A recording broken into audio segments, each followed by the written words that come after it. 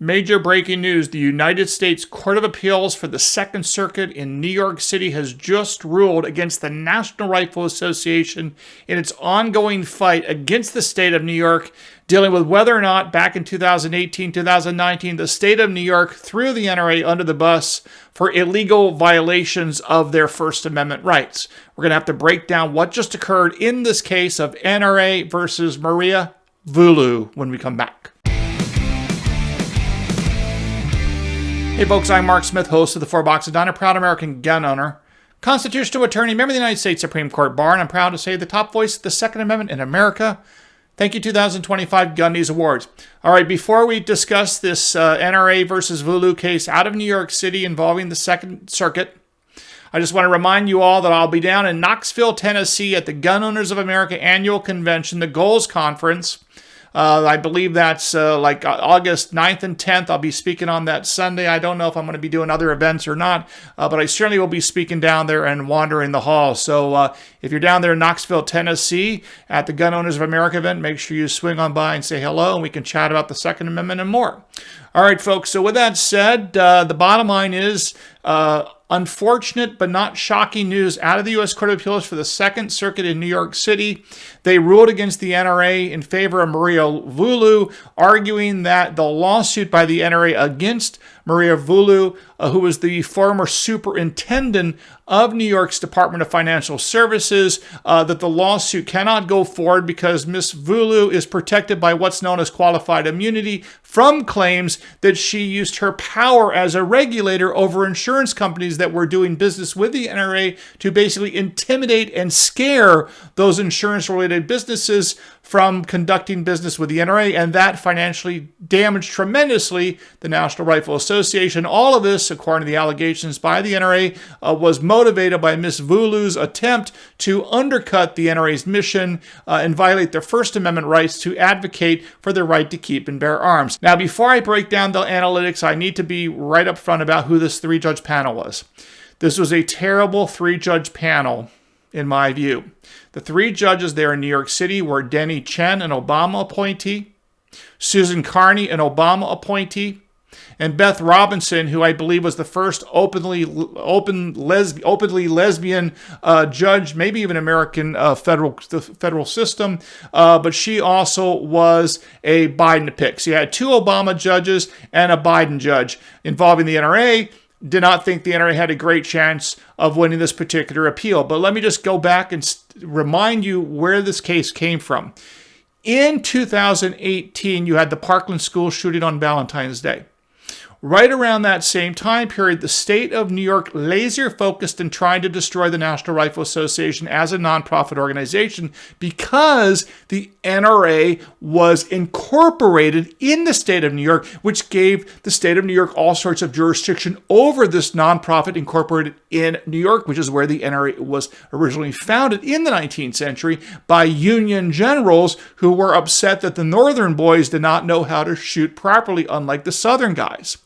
So anyway, because it was incorporated in the state of New York, the NRA basically had to submit documents and do other business-related things in the state of New York, and that gave New York regulators authority over the NRA. A series of investigations were launched into the NRA specifically, among other things, of course, specifically involving an insurance program called Carry Guard. You may remember Carry Guard, which is an affinity insurance program that was sold to members of the National Rifle Association to protect them in the event they were involved in a self-defense shooting. They would have insurance to protect them by providing for lawyers and other fees and reimbursements to protect people in the event they were in an unfortunate self-defense related shooting.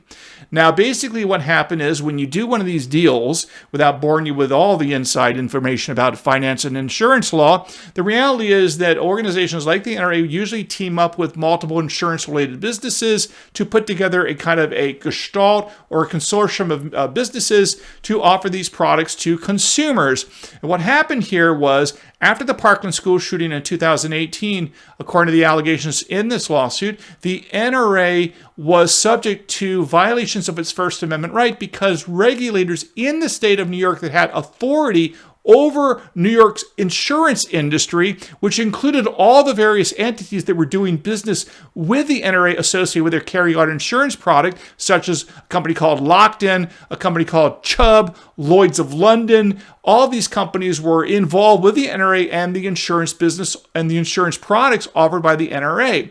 So when the Parkland school shooting occurred in February 2018, there was all sorts of pressure brought against the NRA, including by Governor Andrew Cuomo and this woman named Maria Voulou, who was, again, at the time, the superintendent of New York's Department of Financial Services, which gave her regulatory authority, legal authority over the insurance industry, including the NRA and all the insurance companies that were basically partnering up in various ways with the NRA to do this kind of affinity product known as Carry Guard. So to make a long story short, obviously, Andrew Cuomo and allegedly Maria Voulou did all sorts of things to encourage, according to the allegations in this complaint, to encourage these insurance-related companies to stop doing business with the NRA on the grounds that doing business with the NRA was a reputational risk to these insurance companies. And because these insurance companies basically ultimately entered into kind of consent decrees and agreements and settlements with the state of New York saying, okay, well, we maybe did some things wrong, we're going to pay a penalty, and we're going to basically try not to do business with the NRA. All of this, according to the NRA's allegation in this lawsuit, was motivated by the fact that the NRA was a pro-Second Amendment organization and that the New York actions, the government's actions in the state of New York, was motivated by the fact that the NRA was a political opponent of the governor, that they supported the right to keep and bear arms, and they spoke out in favor of the right to keep and bear arms. And as a consequence of this, when the government regulators went after these third-party business partners of the NRA, they were intended to basically punish the NRA for their First Amendment free speech views in support of the Second Amendment. That was essentially the lawsuit. Now, to make a long story short, this case went all the way up to the United States Supreme Court on the question whether or not, based on the allegations that the NRA made in this lawsuit against the state of New York and Maria Voulou, again, the head of the Department of Financial Services, whether or not the allegations against her, arguably, if true, would violate the First Amendment's right to free speech, because essentially the allegation is you have government, the state actors are essentially encouraging business partners, private business partners, in this case the insurance-related companies, to cease doing business with the NRA because the government of the state of New York did not like the political views articulated and expressed and advocated by the NRA, because the state of New York doesn't like the right to keep and bear arms, they don't like the Second Amendment, and the NRA likes the Second Amendment and likes the right to keep and bear arms. And as a consequence, the allegation was the state of New York, through Maria Voulou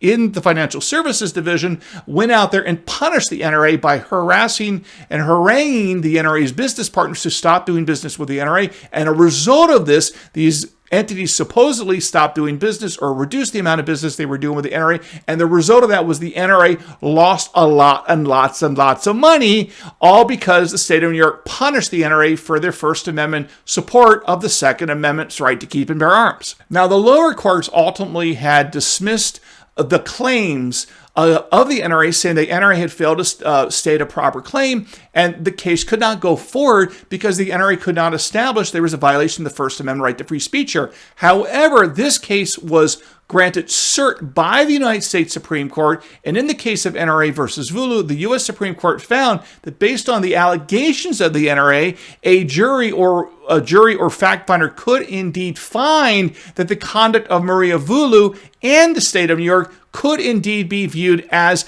intentional violation of the First Amendment free speech rights of the National Rifle Association. And as a consequence, the Supreme Court, in a 9-0 decision, sent this case back to the lower court, saying this case could move forward. However, and this is the key to understand, the Supreme Court specifically said that we, in this case, are not going to rule right now on whether or not Maria Voulou has what's known as a defense known as qualified immunity, which means that a government employee cannot be held liable for violating someone's constitutional or civil rights unless they acted in such a clear way that clearly violated the rights of the individual, or rights in this case of the NRA, and they knew that it was doing so because the law was so clear that there's no alternative view that what they were doing was wrong and unconstitutional and illegal with respect to the NRA's rights. So this case was sent back down by the U.S. Supreme Court to the U.S. Court of Appeals for the Second Circuit in New York City to decide the question whether or not that Maria Voulou had a valid qualified immunity defense or not. And if she has a valid qualified immunity defense,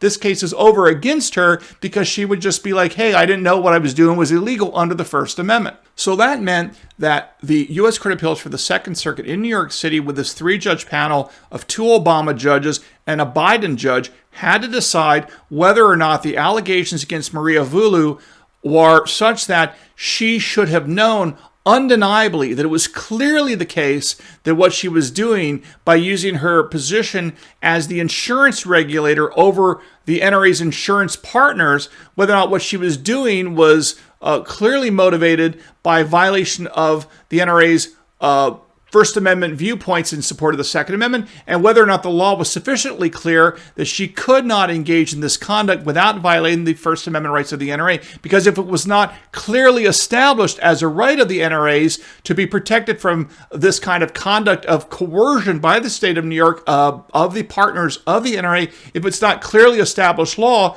then Maria Voulou has a qualified immunity defense to say, look, the law wasn't clear to me. I didn't realize I was violating the First Amendment rights of the NRA.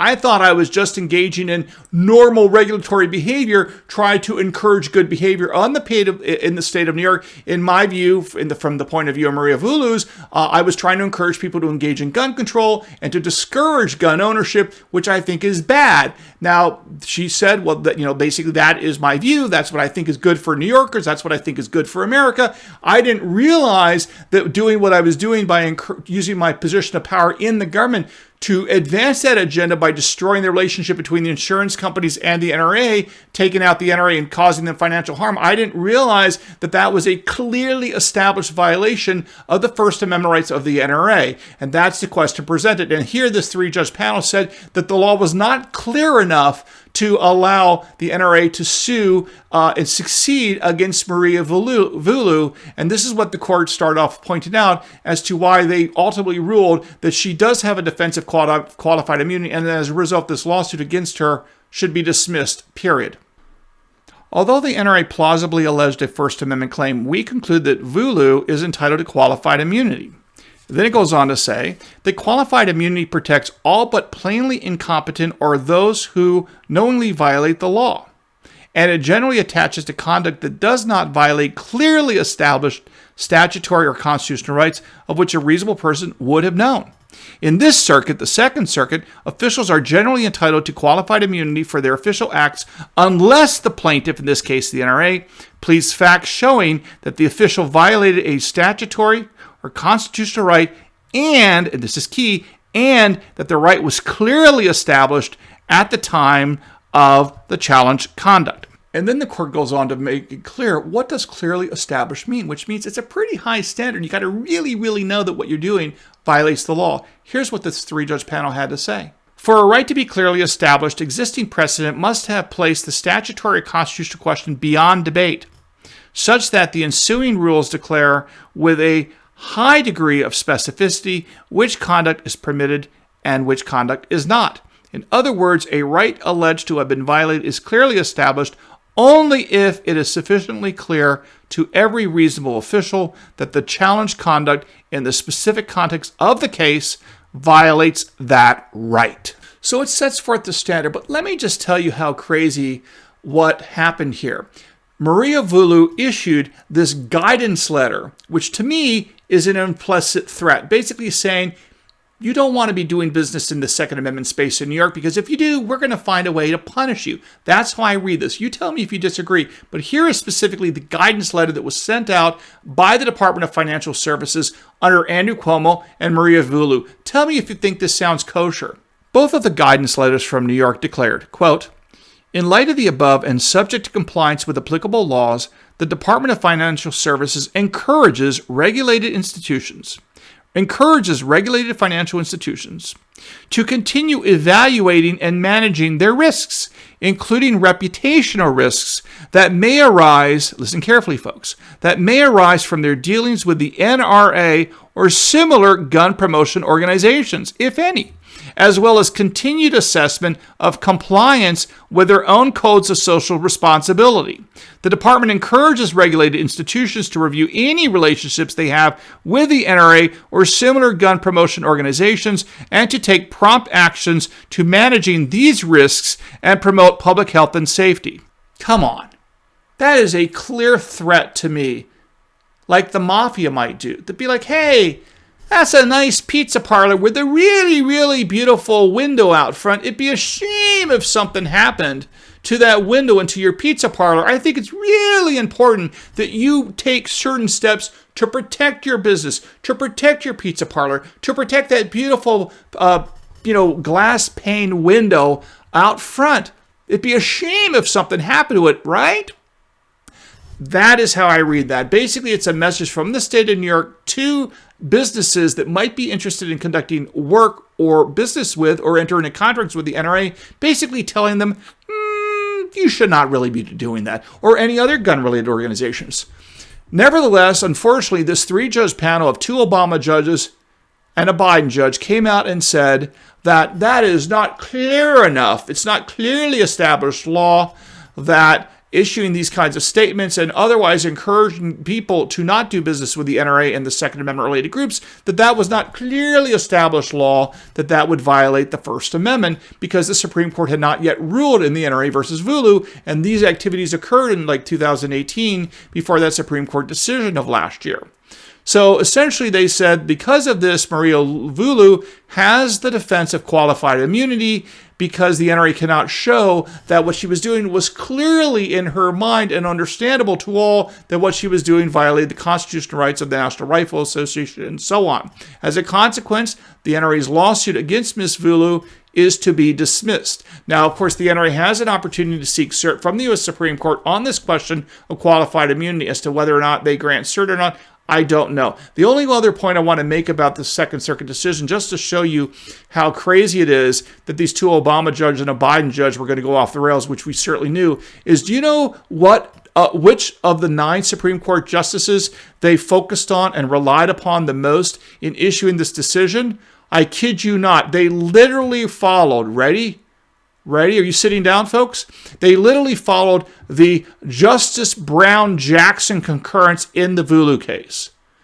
Now, of all the 9 justices, if you're following Justice Brown Jackson's jurisprudence, you're already going off on a bad path because 99% of the time, as far as I can tell, maybe that math is not perfect, but you get the point. It's rare to see other justices agree with anything that Justice Brown Jackson has to say. So if you have a 3-judge panel in the Second Circuit saying, we're going to go down the path of Justice Jackson, maybe you're off on the wrong path and doing the wrong thing. But again, that's just my view. So there you have it, folks. We'll see what the NRA does next, but I wanted to bring this to your attention. Thanks again for tuning in. Make sure you follow me on X at 4boxesdown. Don't forget to subscribe both to YouTube and to Rumble, and I look forward to talking to all again real soon here at the 4 Boxes Diner. Orders up. Table 2A.